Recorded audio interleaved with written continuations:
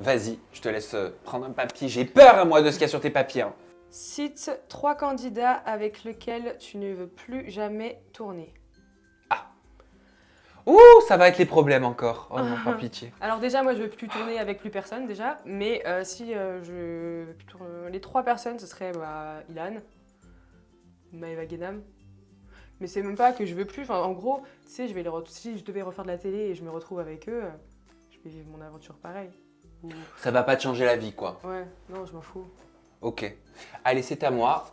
Quelle a été la pire rumeur sur toi? Ça a été quoi la pire rumeur que j'ai eue sur moi? Écoute, comme je trouve pas, je dirais que fut un temps, peut-être dans les 2 premières années de ma chaîne YouTube, ou 2-3 premières années, on disait que j'étais en bis-bis avec les productions pour pouvoir avoir des scoops, faire les candidats de télé-réalité. Or, si vous étiez dans mon quotidien, vous verriez que je me bats contre vents et marées depuis le début et que je me bats justement pour la liberté d'expression et de communication des candidats et contre tous ces dogmes et cette pression qui est mise, tu vois, pour que les candidats se taisent, ne parlent pas. Après, parfois, ils sont bien, enfin, ils le font d'eux-mêmes, hein, ils acceptent, parce qu'en contrepartie, t'as les placements de produits, t'as tout ça. Mais non, voilà, comme dans n'importe quel métier, forcément, tu es en lien, en l'occurrence, si tu travailles dans les médias, avec d'autres médias, avec différents médias. Par contre, c'est un préjugé total, parce que j'ai ma propre société de production qui s'appelle 2ZS Productions, je suis en roue libre, et c'est ça qui fait chier de nombreux producteurs, que je ne citerai pas. C'est dit, voilà.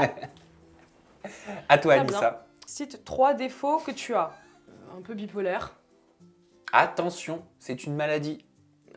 Non, mais limite, des fois. Non, mais en fait, vraiment, je crois que même dans 10 couples, ils le pensent vraiment que je suis bipolaire, la prod et tout. Ah ouais, tu penses? Ouais. Pourquoi? Parce que tu changes d'humeur? Ouais, comme ça. Vraiment. C'est tac, tac, tac, tac. Changer d'humeur toutes les 2 Ah, tu peux sourire et juste après être... Ouais. Mais non, je vais pas dire, je vais pas aller jusque-là, mais en tout cas, j'ai des sauts d'humeur. Voilà. Après, je sais pas quel défaut, on a tous plein de défauts, mais c'est des défauts qui sont pas forcément des défauts pour d'autres, donc...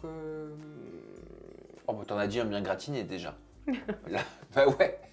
À moi. Quel est le montant de ton loyer professionnel par mois? Donc le montant du bureau, du studio, combien je paye là? Alors déjà, je suis très fier d'avoir mes premiers bureaux, mon premier studio dans Paris, parce qu'avant, tu le sais, tu étais venu à la maison, je tournais soit à la maison, soit j'ai eu tourné dans un hôtel, c'était en partenariat. Et là, j'ai mes premiers bureaux, j'ai pu enfin faire mon décor, tout ça, enfin venir travailler le matin, partir le soir, avoir une vraie vie personnelle à la maison et dissocier le travail, tu vois, du pro. Donc ça, c'est super cool.